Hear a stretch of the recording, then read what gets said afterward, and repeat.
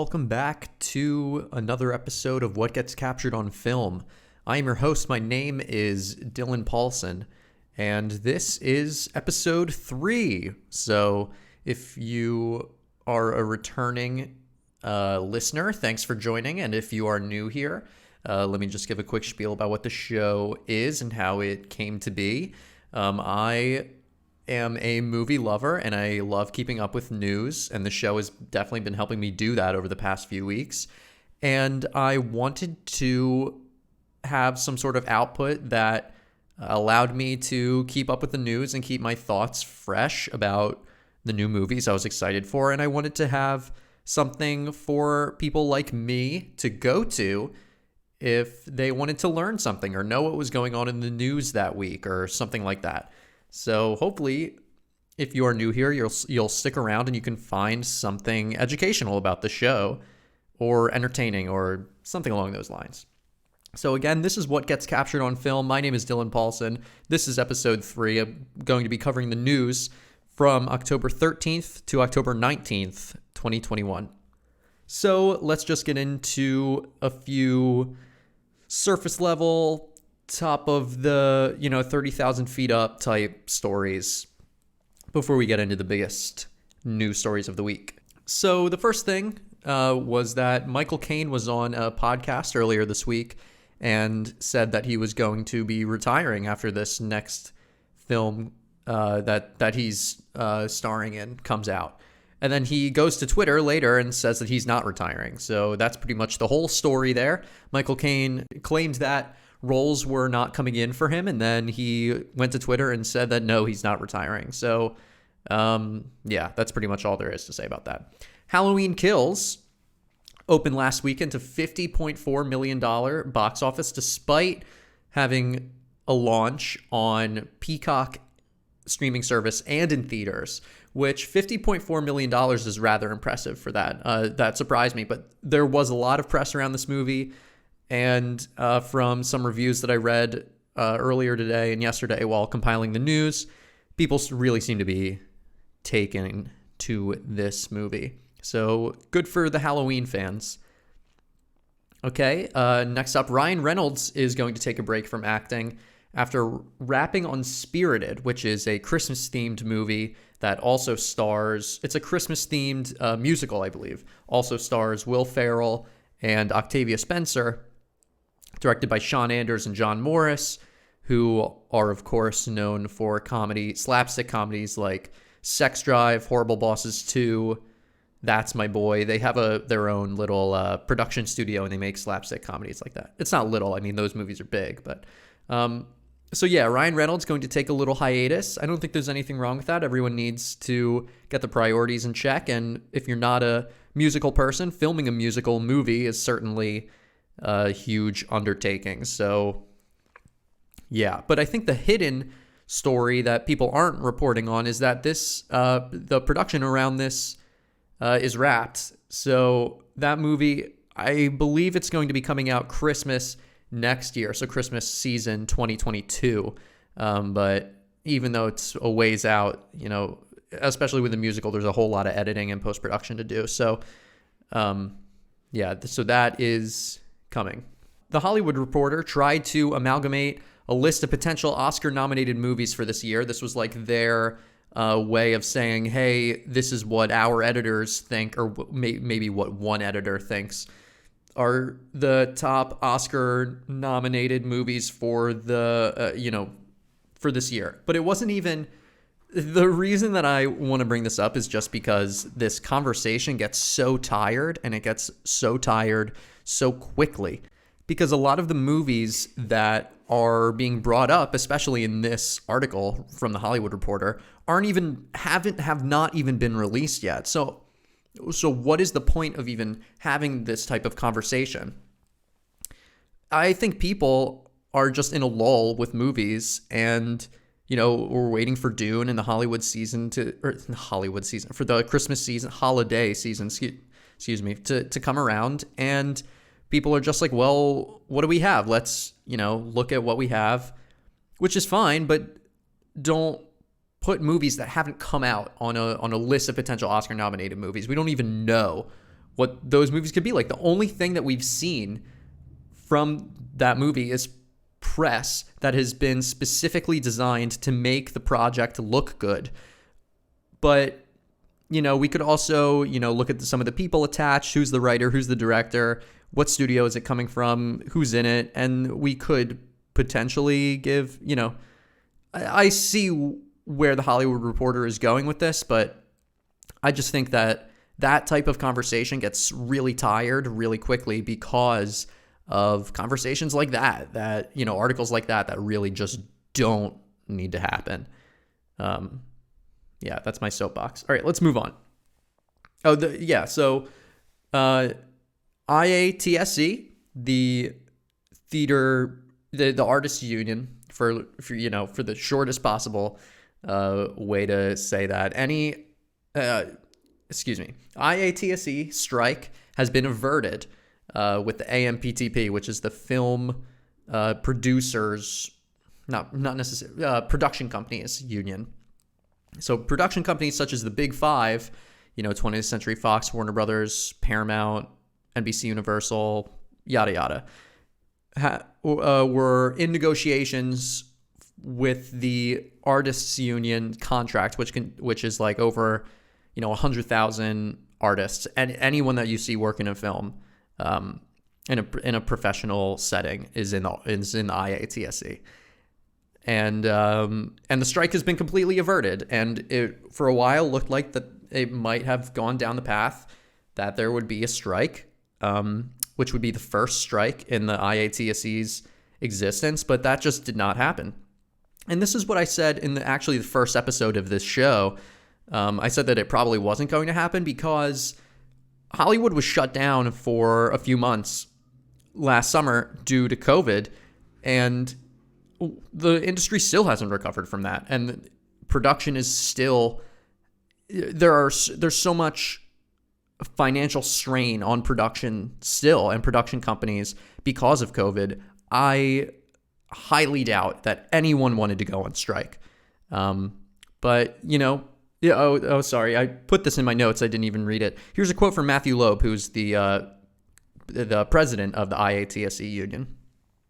"This is a Hollywood ending," Loeb said. "Our members stood firm. They're tough and united. We went toe-to-toe with some of the richest and most powerful entertainment and tech companies in the world. And now we have reached an agreement with the AMPTP that meets our members' needs." So there you go. I guess that's all that really needs to be said about that.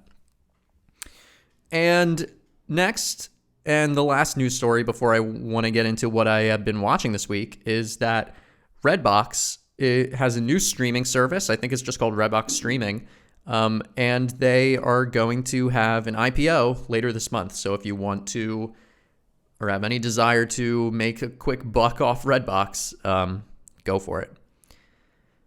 For all we know, they could be the next GameStop, next GME. All right. So what have I been watching this week?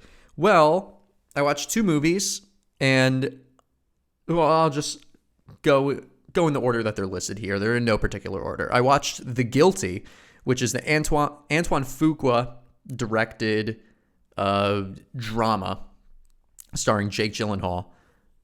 And trying to think of where to start with this one. It kind of worked like a play, where it had very limited different settings. Jake Gyllenhaal was pretty much the only character that you see. Anyway, it could have been a radio show.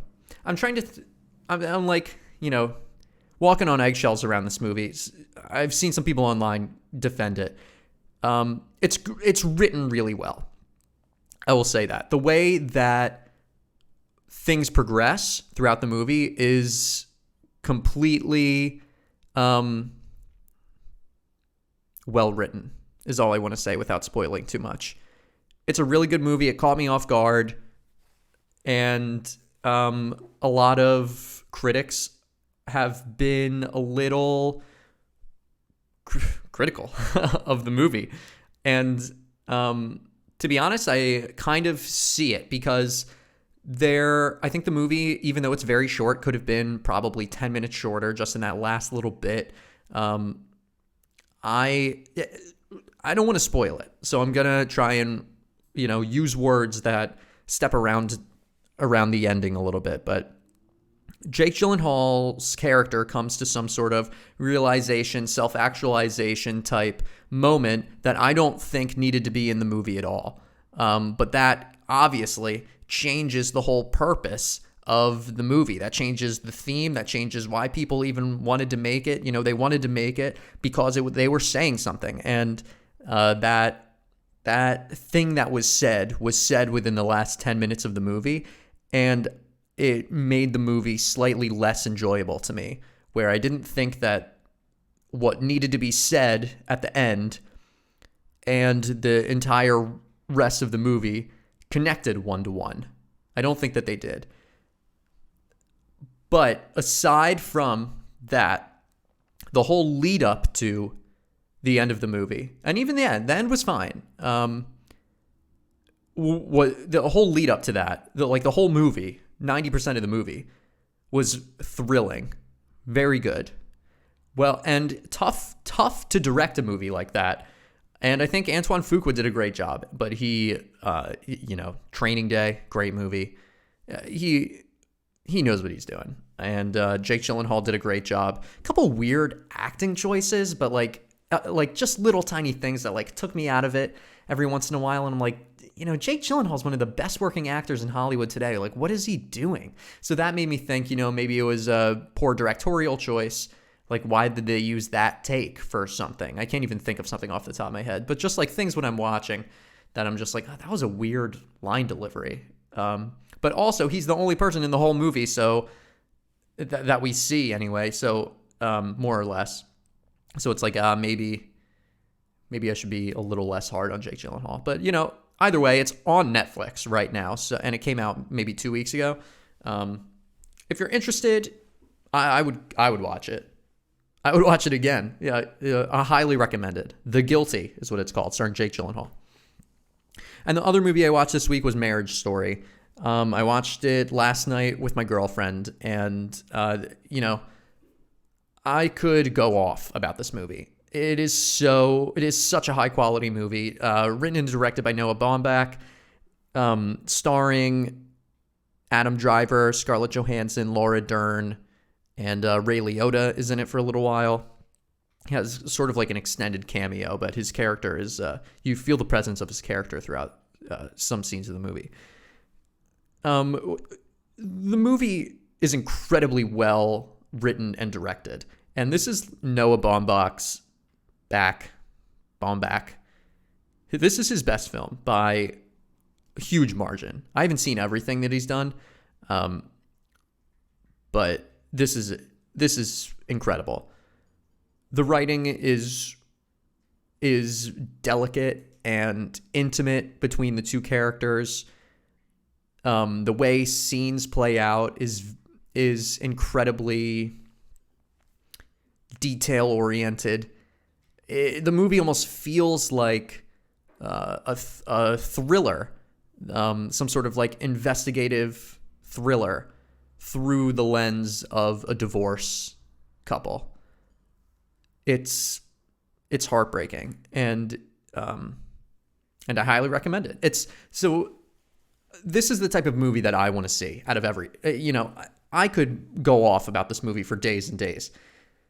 And I know, and I will even say it's not a perfect movie. There are definitely certain writing choices. I think the writing for Nicole's character is a little lackluster toward the end of the movie. I feel like we kind of lose sight of what she wants, and without any sort of justified reason. I feel like I think his name's Charlie. I think it's Charlie and Nicole. Charlie's character, Adam Driver's character, we know much more about what he wants and why, and it's easier to empathize with him. And even my girlfriend agreed that it wasn't just me being a man empathizing with a man, that she found it hard to empathize and see what was going on with Scarlett Johansson's character toward the end. So, that was sort of a little blip in the writing that, didn't live up. But regardless of that, this movie is one of my top 5 movies, potentially of all time. I had been looking for a movie like this. I was really invested when the movie came out in 2019. I was really invested in a lot of Richard Linklater movies, the Before trilogy, and Boyhood, Dazed and Confused, and I was looking for a type of movie like that with that type of energy to it. And this came out, and it does have that certain energy, but a little more somber, which is par for the course for Noah Baumbach. And I just instantly took to it. And it seriously has remained in such high regard in my head for forever. Seriously, one of my favorite movies of all time. I could go off, but I want to move on. The next thing that I watched wasn't a movie, but I still want to talk about it, was Squid Game. And Squid Game, it's weird. I don't really know when I first heard about it, but it seems like the internet is just like taking over this show in sort of a similar way to Tiger King. During COVID, everyone locked at home, nothing to watch, and then Tiger King pops up, and it's fun and interesting and weird and zany, and probably wouldn't have gotten the same amount of attention as if it were released in a pre-pandemic era. And Squid Game, I feel like, is kind of similar. I don't know how or why this became so popular, other than it being a pretty interesting concept. It's, you probably know what it is. I'm not going to. Well, if you don't, it's about, poor people in South Korea want to have some sort of better life, so they enter the Squid Game and compete in children's tasks in order to win children's games in order to win an incredibly large amount of money to pay off their debt, without spoiling too much.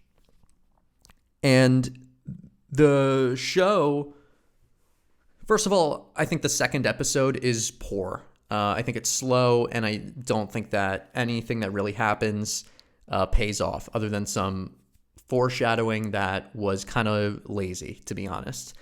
I want to get that out of the way because there's a lot right with the show, but I want to say that out of the way. The second episode was rough to get through, but I understand why. I'm just not going to try to not spoil Squid Game. I'm going to say here spoilers for Squid Game. I think enough people have watched it. If you haven't watched it, yeah, too bad. Skip ahead if you haven't watched it. But I understand the reason why the second episode was bad. I understand the reason why the second episode was the way it was.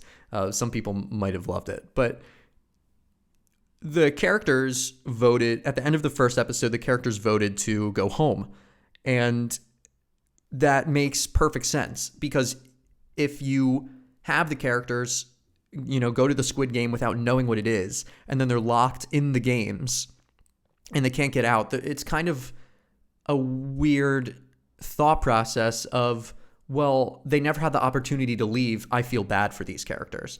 But to have the foresight in the writing room, whoever wrote that, who came up with that idea, to have them go home and to consciously make the choice that, 450 of them or whatever it was of the contestants wanted to go back, that certainly is significant and says something. And I think was necessary. But I think it could have been done in a shorter time frame. I just think they needed to either fill an episode length or provide unnecessary backstories for some of these characters. Regardless of if I cared about them or not, it didn't really matter. I just felt it to be unnecessary. But, regardless of that second episode, things kind of keep going, stepping up. Each episode is another step up, where you feel like the stakes are higher and things are more intense, and it's good in that regard, of being a tense show. It's interesting. It's certainly original. Haven't seen anything quite like that. It's kind of a little bit like, Hunger Games meets WWE or something. I don't know, something odd like that. And it says something. It says something that's kind of similar to what Parasite said, which is the Best Picture winner last year, Oscar Best Picture winner. I've seen some people get a little flack for comparing Squid Game and Parasite, and I think it's kind of warranted. And I don't even really think that just because these two pieces of media are from South Korea that it's unwarranted. I think it's warranted because they're both saying the same thing or similar things about the class dichotomy in South Korea.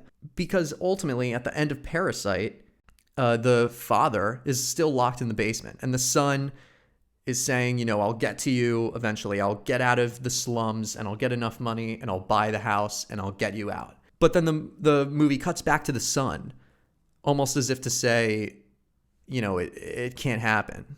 It's not likely, it's not probable in South Korea that the son will be able to get out of that situation that he's in. Which is sad, but that's the point. That's why the movie's so well written. It's saying something. It's saying that point. And I think that Squid Game is kind of saying something similar. That, these people recognize how bad their financial situation is. So what lengths will they go to? Well, this is the initial question of the series until it kind of changes partway through, is that what will these people go through in order to get out of their debt that they're in order to rise to that next class level. And I think that is an interesting area to explore. So if you see anyone trying to compare Squid Game and Parasite, it's warranted. They're talking about the same thing, and I think it's so obvious. I don't know why people would be getting mad about that. They're talking about the same thing. So even when at the end, when the old man is revealed to be kind of the person in charge of the Squid Game, and he goes back into it, it says something that even though these people got out of, not these people, but him, even though he got out of the slums and rose to that next social class, all he wants to do is give other people that opportunity. And I think it's really telling that when the main character cheats in the game of marbles and he thinks that the old man is about to be killed until, in the last episode it's revealed that he's not, and you think that the old man's killed, and it's a very sad scene. I think it's telling that the old man, to think about that scene with the knowledge that you have after the end of the show, that the old man kind of he realizes that money isn't everything, and they made some sort of lifelong bond pact together that they're best friends that share each other's secrets and whatever else he was saying. Sorry, I'm bad with Korean. No, I watched the English version, and I just think that it's telling, and I think that there's something there. And if I had more time and more notes on Squid Game, I would talk about that more. But I do want to move on. Yes. So other than that, I am watching Arrested Development still constantly, and Ash vs. Evil Dead. I wanted to say something about Ash vs. Evil Dead because I finished season 1 and I got a little bit into season 2, and it's just an odd show because it gets a lot of praise from Evil Dead fans, and I am just really not seeing it. Evil Dead 1, 2, and Army of Darkness are superb, and this is just like a strange show that meanders a lot and doesn't have any sort of direction, and Ash is like a weird character, and it took a really long time for Lucy Lawless's character to be on the same team as everyone, and it's hard for me to care about Pablo or the girl's name. I forget her name. It's just strange. The show's weird. I feel like in a lot of ways the writers were stretching to try and make this film franchise that doesn't have a lot of lore into a season-long show.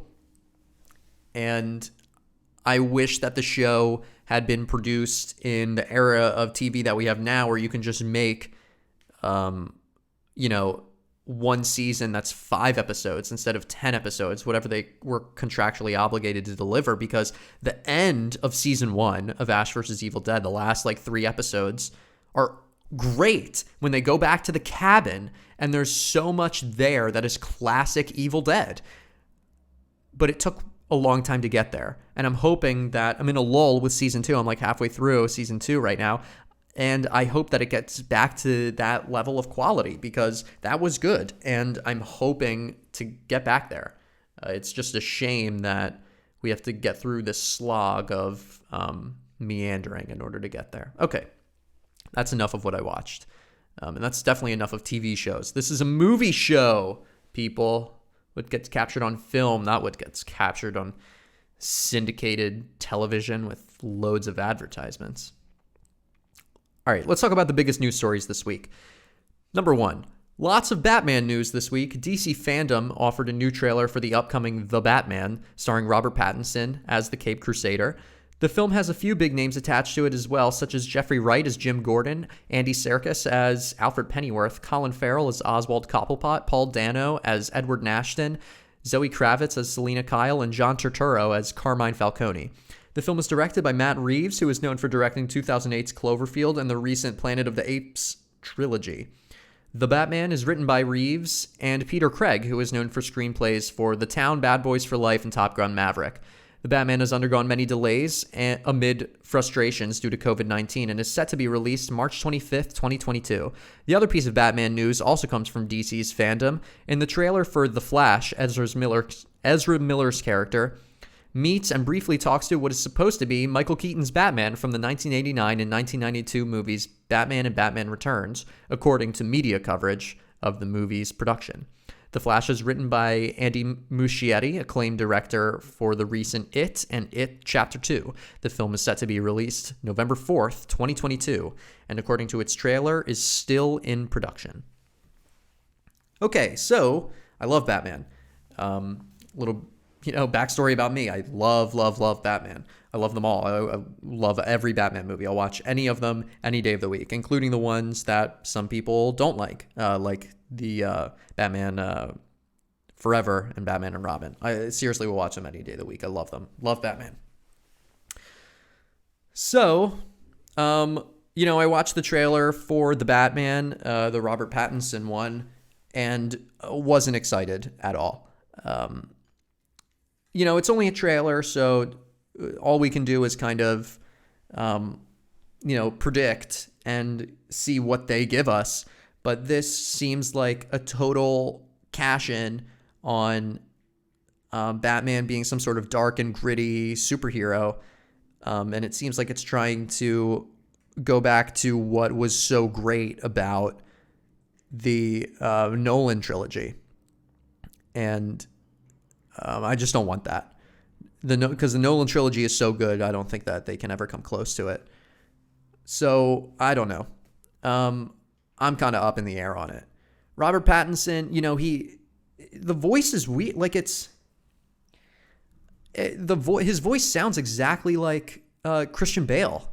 I couldn't believe it. I was like, you're just doing a Christian Bale impression. And he looks like a weird Bruce Wayne with his hair all long in the trailer, and he's standing in a suit, and he's kind of scrawny looking. It's weird. It's a little off-putting. Jeffrey Wright as Jim Gordon could be great. Andy Serkis is going to be great in whatever he's in, but I'm kind of surprised he's Alfred Pennyworth. I guess he's kind of a younger Alfred. Most of the Alfreds we've seen are, a little older. Master Wayne, Michael Caine. Colin Farrell as Oswald Cobblepot is a weird casting. Paul Dano as Edward Nashton. Well, Paul Dano would probably be good. But John Turturro as Carmine Falcone is another strange casting. We saw Colin Farrell and Colin Farrell and John Turturro look nothing like. The the people that they're portraying. Like nothing in the comics or any. Like Colin Farrell is not like some short, stocky, fat man that that goes down this path of becoming the Penguin. Like Danny DeVito was perfect. And this is kind of like a similar conversation with when the Spider-Man movies, the Amazing Spider-Man movies, were coming out with Andrew Garfield, that, what villains are they going to choose? Because we already saw a lot of this stuff, and especially with Batman, who's been in cinema since 1989. And even before that, with the 1966 Adam West and Burt Ward Batman movie. We've seen this so many times. So do something different. Give us a story that we haven't seen before. The Riddler is probably my favorite villain from Batman. I think that heady, intelligent type of villain is super interesting, and I think that Jim Carrey ultimately didn't do the character a lot of justice in Batman Forever, because he was just kind of like off the walls insane, like the Joker should be. And I think that Tommy Lee Jones was kind of the same thing as Two-Face. They were just like off the walls insane. It was odd. Still love the movie though. Beside the point. So I'm interested to see what Paul Dano can do as Edward Nashton, but Colin Farrell just is not the Penguin to me. We'll see. This is the whole point of acting, right? Becoming another character. So we'll see. But I think that just looking at this cast list, I think there are a few miscasts there. From the trailer, there was also a huge spotlight on Selena Kyle as Catwoman. And this is also kind of like, to me, I think they're juggling too many characters. I think there's a lot there. We have Oswald Cobblepot as the Penguin. We have Edward Nashton. These are just villains. Edward Nashton, who is the Riddler, is Selena Kyle, who is also Catwoman, who is can be a villain or cannot be, depending on the run of comics. And we have Carmine Falcone, who is the mob boss. That's a lot. I don't know how Matt Reeves, writer-director, is going to handle all that. I'm interested to see. I don't have high hopes. And I also don't have high hopes because this movie had a troubling production. It was during the pandemic. They released their first trailer, and the trailer said, much like the Flash trailer here said, which I think is so stupid. I don't know why they're doing this. At the end of the trailer, it says currently in production. I think that's so stupid. It's like, here's a trailer for a movie that we're still filming. You don't even know the dailies you're going to get. You don't even know what the end of the movie is going to look like. And you're releasing a trailer for it? What kind of vibe, what kind of energy are you trying to put? What kind of emotion are you trying to put in the trailer? Because you don't even know what the movie is going to look like. That doesn't make any sense to me. And the movie, I believe The Batman is what I'm referring to now, I believe was in production and then had to stop due to COVID and then resumed production. And then it stopped production a few times again because Robert Pattinson tested positive. The production of this movie, put simply, and I think a little understated, is a mess. And I just don't have high hopes for this movie at all. No, that's not true. I have very high hopes for the movie. I have very low expectations. The Flash, I think this is weird. I don't know The Flash very well at all, but I think it's weird that they're bringing back Michael Keaton. I think it's cool that he wants to do it, but I think this is just weird. I think it's odd. I'm not really attracted to it. I don't know. And even in the trailer, you only see the back of the cowl, which is the iconic 1989 Batman suit that doesn't turn the head. It's just like this rubber piece that Michael Keaton would put on his shoulders. So great. What am I going to do with that? The movie is still in production. I'm not excited for it. Sorry, I needed to ream into it a little bit. That's that. All right, let's move on.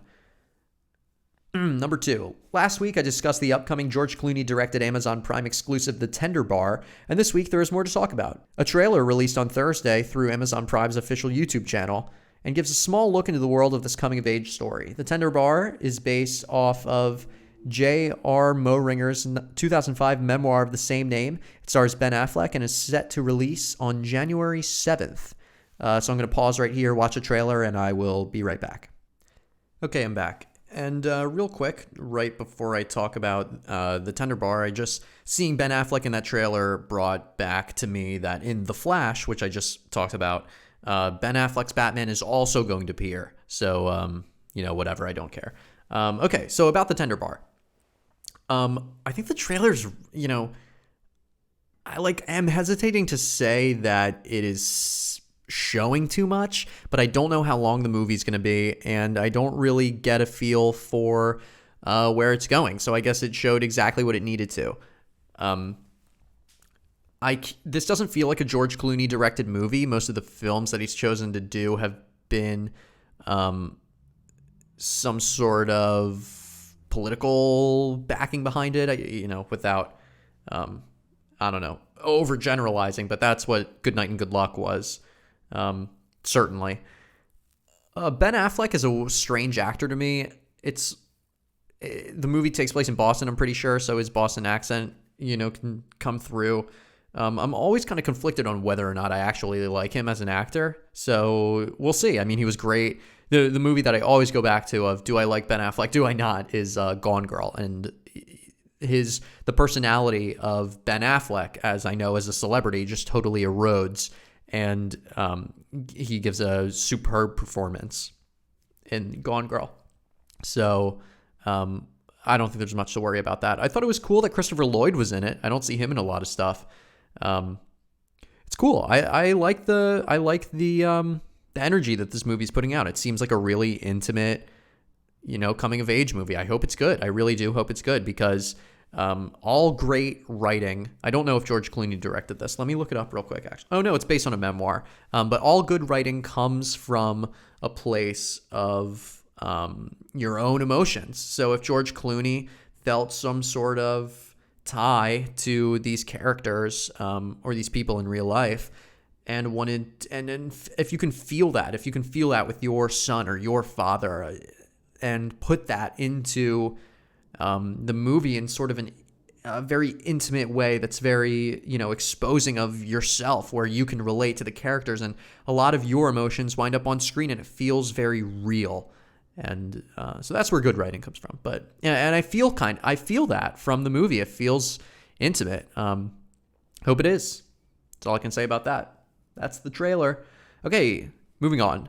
Number 3, Aaron Sorkin, hot off the award wins for The Trial of the Chicago 7 last year, has released a teaser for his upcoming film, Being the Ricardos, about I Love Lucy stars Lucille Ball and Desi Arnaz.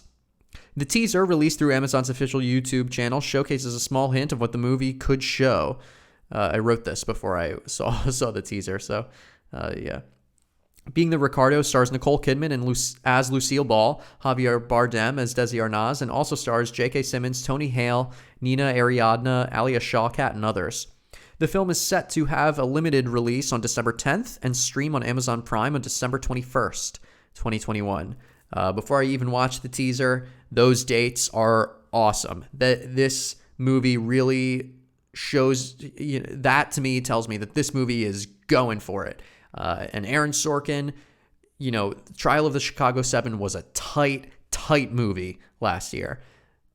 Elicited emotions from me that I didn't think were possible from a film. It felt like a play, but it had just enough visual elements to it, that could really bring that story to life only for the screen. And I think that Aaron Sorkin is really has really cut his teeth on some films that he can prove that he is more than just a TV show writer. He's more than just a play writer. He can write a tight film and it can be nominated for Best Picture and have a running chance at winning. So I'm going to pause real quick, watch the teaser, and give you my thoughts. Yeah, cool teaser. Not really much else to say about it. For me, I'm super interested in the movie. That is all the press that they could release for me, and I would be totally invested. So the movie seems like it's going to be about the relationship between Lucy and Desi off camera, behind the scenes during the filming of the show I Love Lucy, which, if you don't know, is one of the best regarded TV shows of all time. Some people will still even say it's the best. And, my worry with the movie is that I won't wind up enjoying it because I don't have the proper context of I Love Lucy. But I think Aaron Sorkin is just talented enough where that he can give that context to a big audience. And he doesn't choose his stories with any sort of grain of salt. He chooses them and then says, this is what you need to see. And it was great. I didn't know anything about the trial of the Chicago 7, except for what bits and pieces of what I learned in history class. But, a lot of times in history classes in high school or college, they can be kind of surface level. So we don't go into certain things like that. I have seen a few episodes of I Love Lucy, but I don't really know too much about it, to be honest. And so that is my worry, is that this could be sort of like a Mank situation where I didn't know too many of the behind the scenes aspects of Citizen Kane and wound up not really enjoying that movie. But I also didn't enjoy Mank for some other reasons. But we don't have to get into that right now. So I am really, really, really, really looking forward to this movie. It is called Being the Ricardos, and that's it. That's really all I have to say. I'm worried and I'm nervous, but I am looking forward to it. Okay, more trailers. Bruise, the new movie and directorial debut from Halle Berry, released its first trailer this week through Netflix's official YouTube channel. Berry plays MMA fighter Jackie Justice, who I believe is fictional, who has a career lull and decides to leave the sport. Bruise is set to be released in theaters and on Netflix November 17th and November 24th, respectively. Do I want to watch this trailer? Yeah, I probably should. Okay, I'm going to pause and be right back. Okay, we're back. I really liked that trailer. I didn't think that I would have much of a stake in it. I'm not a huge Halle Berry fan, and directorial debuts can be kind of hit or miss, to be honest. It seems like there's a lot there. It seems like there's a lot of good emotion there. Halle Berry, I'm interested to see her directorial chops, but she seems to have some sort of feeling about the story and wanted to tell it, and felt that she was the person to do it. So I believe her. I'm along for the ride, especially because it's on Netflix. I think on Thanksgiving is what the trailer said, November 24th. Cool. My only worry was that there was it seems like there's a lot of scenes in the movie without the child who she seems to be taking care of. And it seems like it could go down that path of kind of losing its footing emotionally, kind of not really, focusing too much on Halle Berry's character and not enough on the relationship with the child. But those two things could also go hand in hand, as you, and this is what character development and character growth should be, is that as you become more confident in yourself, you invest more into your intrapersonal relationships and vice versa. They're positively correlated. So I'm interested to see where that movie goes, what the reviews look like, what the conversation is like about it, around it. I'm interested. Okay, let's move on. Number 5, Netflix announced Friday that they have partnered with Los Angeles shopping mall developer Caruso to keep the historic Bay Theater in Palisades Village open. This deal allows the streaming service to screen its original content in a theater without having to lose a larger potential cut of revenue. The theater will reopen on October 22nd, on October 22nd, with a screening of The Harder They Fall, a James Samuel directed film. In the age of streaming services stealing a lot of movies that would have come to theaters a few years ago, this is an odd move on Netflix's part to seemingly being investing in an industry that they are eclipsing. This one-off investment could be a proving ground to see if there is money to be made in theaters for Netflix original content. Yeah, I feel like those last few sentences that I wrote are pretty much all that I wanted to bring up in regard to this story, is that, Netflix is just purchasing this one-off theater, which has historic value, so certainly is, valuable in that regard. But to invest money into an industry that they seem to be eclipsing, is what I wrote, is a strange investment. You just look at it and you say, that's kind of weird. That's a little odd. But, seemingly someone, higher up, their corporate, people think that there's money to be made from a theater. But they might just have, whoever's up there might just have a soft spot for this historic theater. It's been there for years, decades. So I'm more interested to see if this is a stepping stone for Netflix to buy more theaters and say, you know what, this is a Netflix theater, and you can only watch Netflix original content in Netflix theaters. So what were we just talking about? Bruised and the other two things we were talking about were Amazon Prime. But Bruised is a Netflix original, this Halle Berry movie. And it would be very interesting if Netflix had, a theater in every state, or like a theater or two in every major city, every major metropolitan city in America, and said, we're only going to show the Netflix original movies in Netflix theaters. I think that would be really interesting. And I don't really know how it would affect their streaming model, because their name Netflix would be attached to the theater.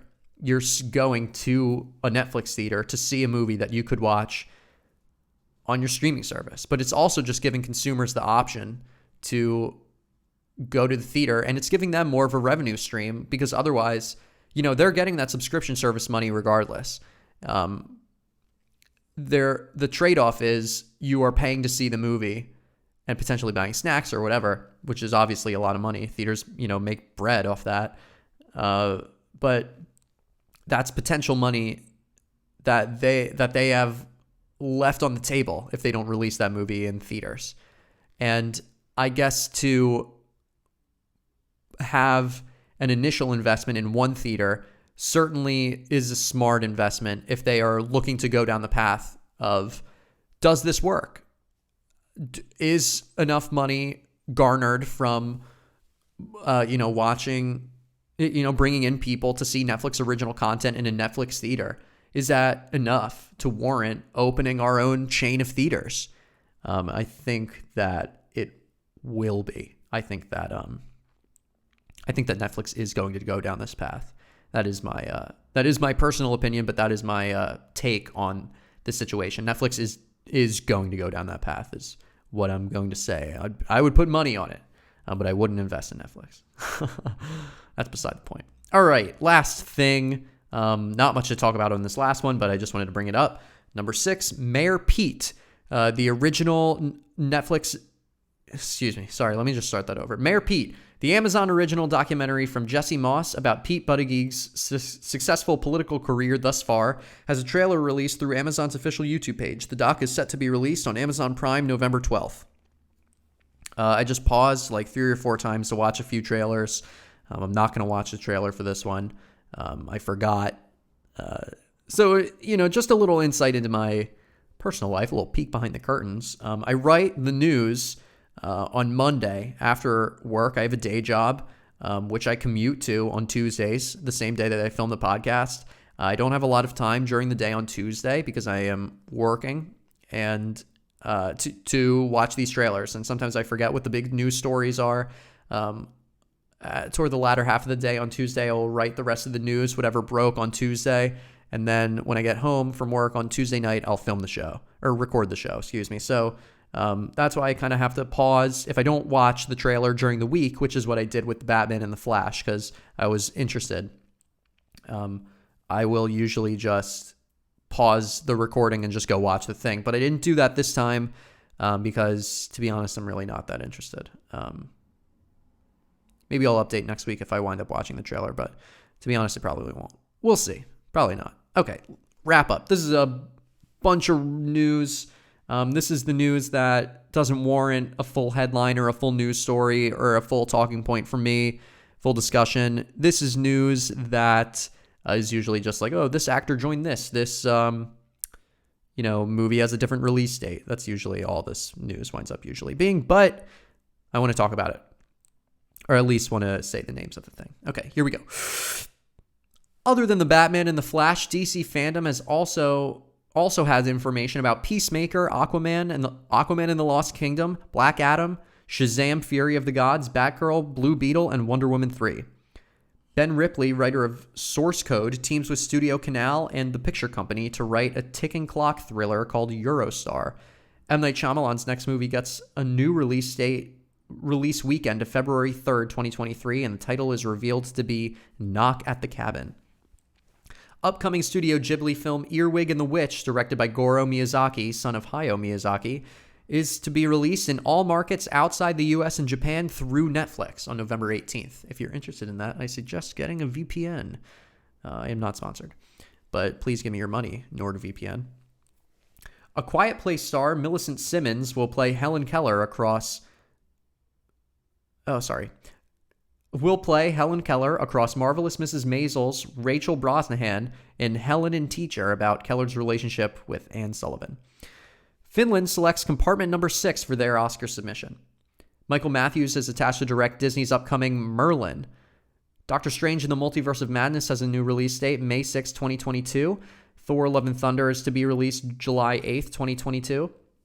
Black Panther: Wakanda Forever, November 11th, 2022. The Marvels, February 17th, 2023. Ant-Man and the Wasp: Quantumania, July 28th, 2023. Mel Gibson attached to star in action thriller Hot Seat, directed by James Cullen Brezick. A well-received Toronto International Film Festival film Benediction has been picked up by Roadside Attractions. Gravitas Ventures acquires U.S. and Canadian rights to The Accursed. Canadian drama Brother gets some new cast members: Lamar Johnson, Aaron Pierre, Marcia Stephanie Blake, and Kiana Madeira. Western Terror on the Prairie attracts star Gabriel Kane Day-Lewis, son of Daniel Day-Lewis and Isabella Johnny. Comedy documentary Bull Run gains financing in 24 hours by offering investors tokenization via blockchain technology. I thought that was a fairly interesting story. Psychological thriller Cat Person gets cast members Hope Davis, Michael Gandolfini, Liza Koshy, Fred Melamed, Isaac Powell, Isabel Rossellini, and Donald Ellis Watkins. Seance on a Wet Afternoon, directed by Thomas Alfredson, will have Rachel Weisz star. Abby Cornish and Laz Alonso join thriller Detained, directed by Philippe Mucci. Hallelujah, Leonard Cohen, A Journey, A Song documentary, picked up by Sony Pictures Classics.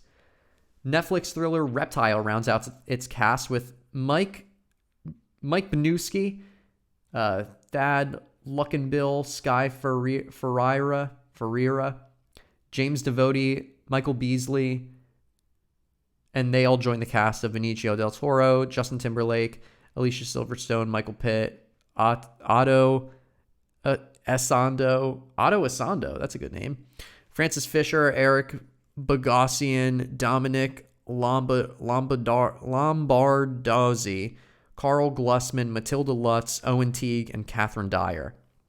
The film will feature the directorial debut of Grant Singer. Oh man, I'm butchering all these names today. Pack a lunch. We're only halfway through. Mafia doc American Rackets gets picked up by Shout Studios. Megan Surrey to star in an untitled horror movie from debut director Bishal Dutta. Amazon's The Burial to star Tommy Lee Jones opposite Jamie Foxx. I believe Tommy Lee Jones replaced Harrison Ford in that movie. Baghead adds to its cast Jeremy Irvine, Peter Mullen, Saffron Burrows, and Jalika Jenkins. Michael Chiklis, starring football drama The Senior, adds Mary Stuart Masterson, Rob Corddry, Brandon Flynn, Corey Knight, and Terriel to its cast. That is a rapper. I probably pronounced that wrong. Breakwater adds Mena Suvari Jones to its cast. Coming-of-age drama Sour Milk will star Sierra McCormick, Jason Butler Harner, Ryan Simpkins, Dominic Gale, Nadejda Amey, Sabina Friedman Seitz, Emily Robinson, Drew Sheed, and Anthony Del Negro. Louis Partridge to star in Kelly Markle-directed romance pick Ferryman. Catherine Hardwicke directed Mafia Mama gets its stars Toni Collette and Monica Bellucci. The Mother, starring Jennifer Lopez, adds to its cast Jesse Garcia, Yvonne Sinat-Jones, and that is it. Robert Rodriguez action thriller Hypnotic adds J.D. Pardo to the cast of the Ben Affleck starring pick. Danny DeVito joins Lakeith Stanfield, Owen Wilson, Rosario Dawson, and Tiffany Haddish for Disney's upcoming Haunted Mansion. John Croker is set to adapt fantasy novel series Skander and the Unicorn Thief for Sony Pictures. Sylvester Stallone has wrapped production on fourth Expendables film, claiming this will be his last. Iceland selects recently, not his last film, his last Expendables film. Excuse me. Sylvester Stallone did not just retire. Iceland selects recently released Lamb as its Oscar submission, which released last week, I think, in the U.S. at least. The Lost City from Paramount will now be released March 25th, 2022. Nicolas Cage gave Deadline a first look of his upcoming Butcher's Crossing. It's just like a picture of Nicolas Cage in costume. It's not really a big deal, but I don't know why it didn't get more press than Timothée Chalamet.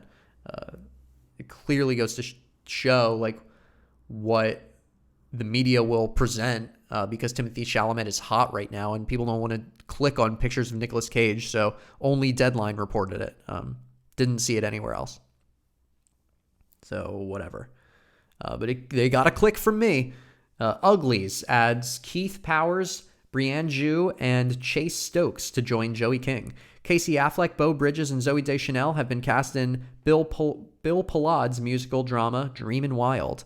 Wes Studi, Patricia Heaton, Perry Matfield, Chris Galoost, and Irene Bedard join the cast of Mending the Line. Luminosity Entertainment lands its first film Back on the Strip, starring Wesley Snipes and Tiffany Haddish. High Heat, an action comedy heist film, will star Don Johnson and Ogla Kurilenko. Asia Squire, writer of Bridgerton, to adapt The Richest Black Girl in America for Amblin. Catherine Morris signs on to ensemble indie film Hayseed. Mubi, the art house streaming service, launched a service allowing subscribers to see one movie a week in theaters at participating New York City theaters. Let me read that again slower because that is like kind of an important little piece. Art house streaming service Mubi launched, which is a streaming service, launched something to its subscribers that they're allowed to see one movie a week in participating New York City theaters. I hope that gets expanded. I would gladly do that. I missed out on Movie Pass when that was popular a couple years ago. And last, Doc is a new sports drama starring Patrick Patterson and Joel Riley. I am debating whether or not I want to keep that section in the show. I'm sure it's not very interesting to listen to, but I just wanted to. I want to keep it because I want to bring up movies and certain headlines that I don't talk about. But maybe I can. Maybe I don't have to talk about literally every little thing that I don't talk about. Maybe I can just like, if I don't know the name of someone, maybe I won't add it in. I don't know. Thoughts to be discussed in future episodes, I guess.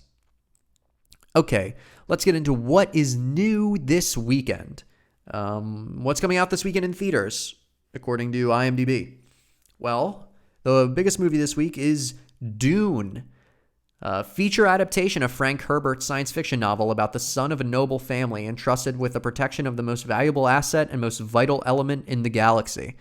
Directed by Denis Villeneuve, starring Timothée Chalamet, Rebecca Ferguson, Zendaya, and Oscar Isaac. Cool.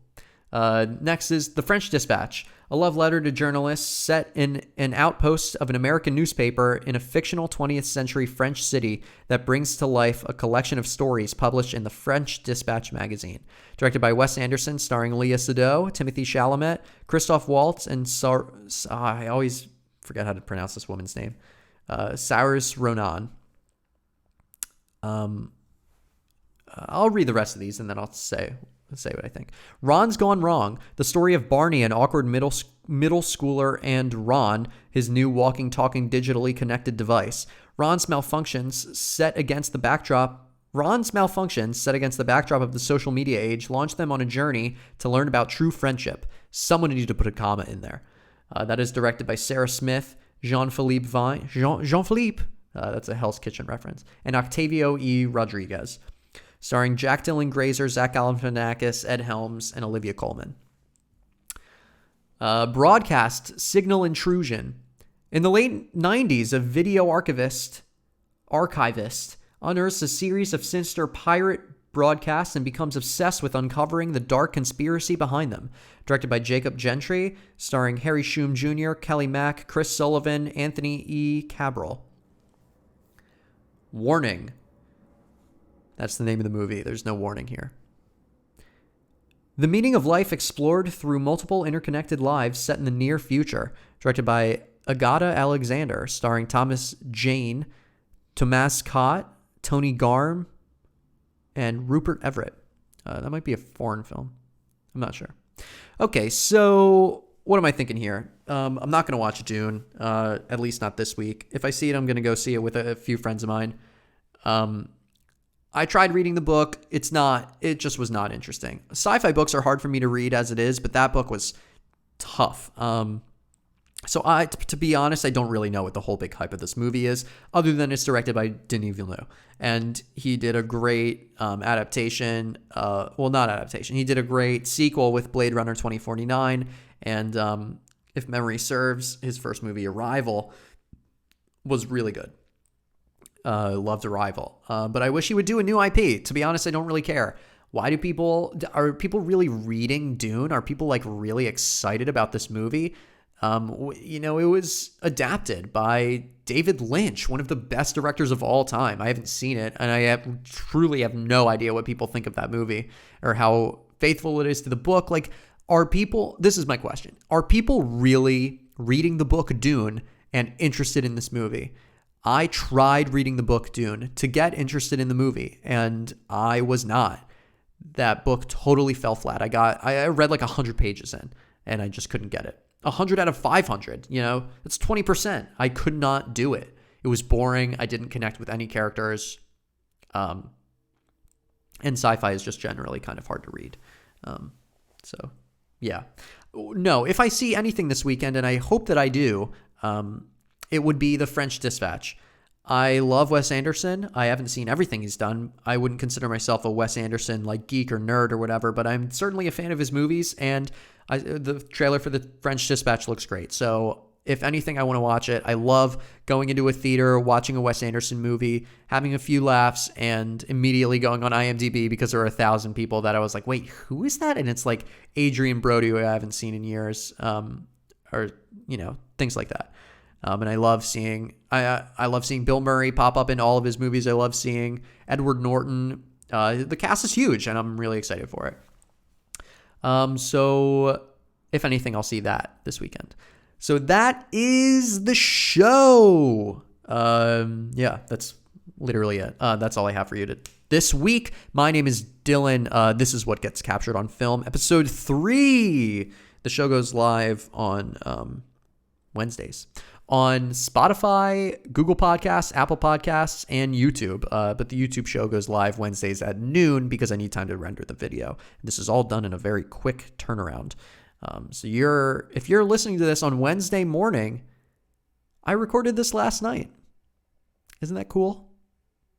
Quick turnaround. Anyway, I am going to go edit the show. My throat hurts because I have some allergies. The weather is getting colder here. Today was a cold day. And I hope that everyone stays safe out there. Goodbye.